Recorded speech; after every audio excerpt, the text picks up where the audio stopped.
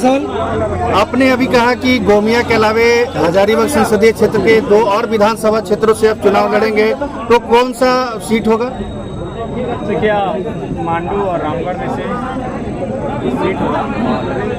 चुनाव ये सब है कि फिलहाल जो हमारी राजनीतिक पार्टी है उसमें जहाँ हम चुनावी मैदान होंगे उसकी बाकी की उस सीटें वहाँ पर असर होगा। जैसे मैं गिरिडीह में लड़ रहा था, असर धनबाद में हुआ, असर हजारीबाग में हुआ, असर रांची लोकसभा में हुआ। तो मेरे हिसाब से लगता है कि मैं उन सीटों को चुनने का काम करूँगा जिससे ज़्यादा से ज़्यादा विधानसभा की सीटों को टच कर सके। अभी केंद्रीय अध्यक्ष होने के नाते और पार्टी का एक महत्वपूर्ण सिपाही होने के नाते मेरा ये दायित्व बनता है कि मेरे कारण मेरी पार्टी को जितना ज़्यादा से ज़्यादा लाभ मिल सके। तो आप इस बार आप गठबंधन में चुनाव लड़ेंगे या अकेले लड़ेंगे? जैसा अभी आप भाषण में बोल रहे थे कि अकेले अकेले आ जाओ मैदान। गठबंधन के चुनाव लड़े और मैं जितने भी राज्य में तमाम राजनीतिक दल हैं उनको भी आमंत्रित करूंगा कि बगैर गठबंधन के चुनाव लड़ें।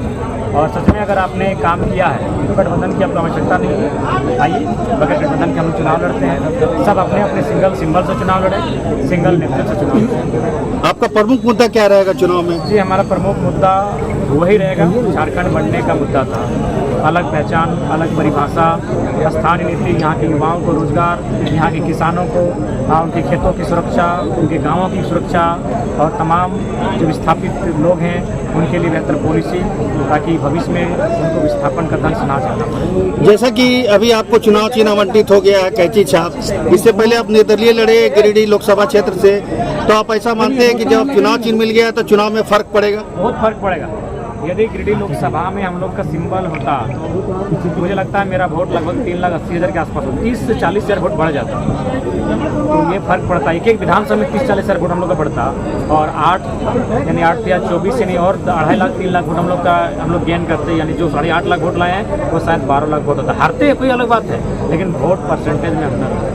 एक अंतिम सवाल है, आप मौसा को बहुत टारगेट कर रहे हैं, सरकार को कम टारगेट किए सभा के दौरान। तो विधानसभा होता है मुख्यतः उनको हम अपने निशाने पे रखते हैं और निसंदेह जब कल हम जिस क्षेत्र में होंगे वहाँ के जो स्थानीय नेतृत्व होंगे मैं उन पर सवाल करूँगा। टारगेट नहीं, मेरा सवाल है। आज सभा करते हुए मौसा जी का पूरा काला झंडा लेके बैठे थे, तो क्या कुछ इस पे दिखाइएगा थोड़ा हमारा? देखिए ये केवल मौसा जी का ही नहीं है, एक हमारे एक RTI स्पेशलिस्ट हैं, उन्होंने RTI किया था, कुछ सवालों का उत्तर ED से भी मांगा था। उस सवालों के उत्तर में सारी चीज़ें उनको प्रोवाइड करवाई गई हैं।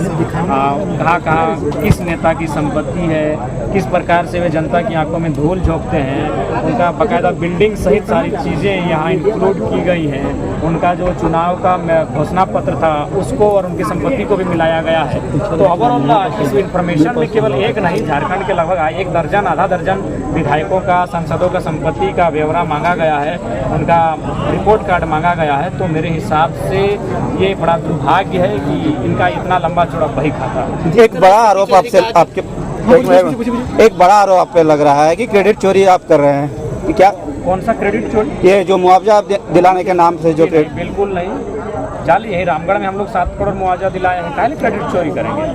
देखिए आप स्पष्ट, मैंने अपने भाषणों में कहा है कि 2 साल हम लोग का सफलता और असफलता के बीच व्यतीत हुआ है। कहीं सफलता मिली है, कहीं असफलता मिली है। तो जहाँ अगर आप हम पे आरोप लगा रहे हो, हमारी असफल कहानी है। असफल होना गुनाह थोड़ी है, हम लोग बिना किसी पद में रह के प्रयास किए हैं, कोई क्रेडिट नहीं है। आप रामगढ़ में पूछिए, हमको लगता है रामगढ़ में केवल रामगढ़ मांडू और रामगढ़ विधानसभा में हम लोग 7-8 करोड़ मुआवजा दिलाए हैं। तो जाइए उन परिवार को 1-to-1 इंटरव्यू ले लीजिए।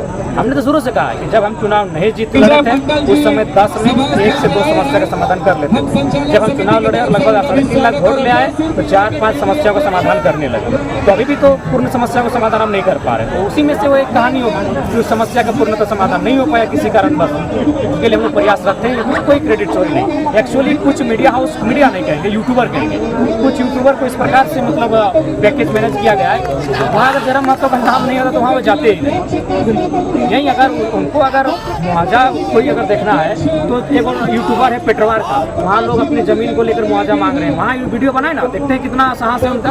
और एक वो यूट्यूबर है आपका बेरमो का, वहाँ लोग अपनी ज़मीन को लेकर कोलियरी में मुआवजा मांग रहे हैं, वहाँ बनाइए। वहाँ इसलिए नहीं वीडियो बनाएंगे क्योंकि वो जरा महत्व का नाम है। ये तो पीड़ित परिवार के द्वारा आरोप लगाया नहीं, गया। आरोप क्या रहेगा? क्यों हम आरोप स्वीकार करेंगे भाई? हम तो आपके मैंने आंदोलन को समर्थन देने गए थे। हमारे लड़के सुबह से शाम तक बिना खाए धरने पर बैठे हैं। हम सरकार में नहीं जो आरोप सुनेंगे। हमने प्रयास किया था, उन्होंने बाकायदा ड्राफ्टिंग हुआ और उसके बाद हम लगातार प्रयास में बने थे। बीच में लोकसभा का चुनाव आया, आचार संहिता लगा, आचार संहिता में थोड़ी कोई धरने पे बैठता। यही लोकसभा का चुनाव पार हुआ था। आरोप क्यों सुनेंगे भैया? हम तो प्रयास किए हैं, हुआ तो अच्छी बात है, नहीं हुआ तो हम तो आगे प्रयास करेंगे। हम तो कोई उत्तरदायित्व नहीं रखते हैं, हम तो सरकार में नहीं है, ना हम कंपनी मैनेजमेंट है।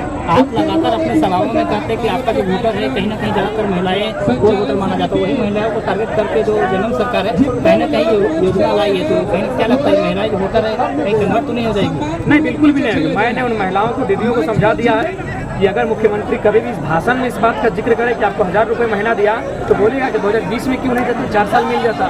एक महीना पहले तो दीदी लोग इतनी बेवकूफ़ नहीं रही कि एक महीना पहले चुनावी एजेंडे के नाते आए। उसके बाद आपके परिवार का महीना क्या है तो मालूम है, मुख्यमंत्री की तनख्वाह 3 लाख, उनकी पत्नी की तनख्वाह 3 लाख, उनकी भाभी की तनख्वाह 3 लाख, उनके भाई की तनख्वाह 3 लाख, उनके पिताजी राज्यसभा सांसद उनकी तनख्वाह 3 लाख, 15 लाख हो गया आपका परिवार का। और गरीब जनता 1000 रुपये महीना देना है तो 20,000, 18,000, 16,000 प्रत्येक परिवार में एक नौकरी कैसे आए उसकी व्यवस्था कीजिए। आप चाहेंगे 15 लाख महीना, पूरा परिवार आपका विधायक सांसद भरा पड़ा है और मैया सम्मान के नाम पे 1000 रुपये, तो वो उनका वोट बैंक जो सोचा है। मैं जहाँ मेरा जो प्रभावित क्षेत्र होगा वहाँ उस वोट बैंक की मेरे पास होगा। जाति जनगणना को लेकर क्या कई लोग जाने गई बहुत देखिए जबकि भैया, अगर आपने मेरे कांटे का जनसभा का सुना होगा तो लगभग मैंने 15 मिनट ऊपर पे अपना स्पीच दिया था कि भादर महीना की गर्मी है, दौड़ को तत्काल बंद किया जाए। जब 2 लड़कों का डेथ हुआ था मैंने तभी अपना स्टेटमेंट दिया था। सरकार ने 15 मौत का इंतजार किया, मैं तो उसमें हमेशा मुखर होकर बोला। मैंने हमेशा मुखर होकर बात कहा। 17 हो गया।